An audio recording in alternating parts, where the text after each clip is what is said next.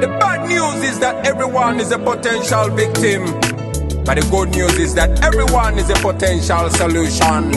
Sensitize the masses to sanitize, keep a social distance and quarantine. Stop! The coronavirus is sweeping over mankind. Everybody must be alert. It's a global pandemic we can never take for granted.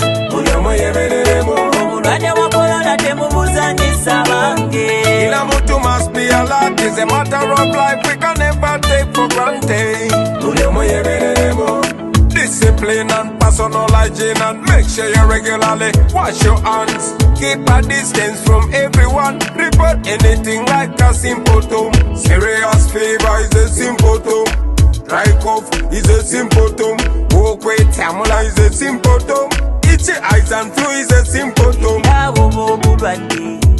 Wikumo butabusiga, wejemu batanalwala, ulago moyo gwe gwanga.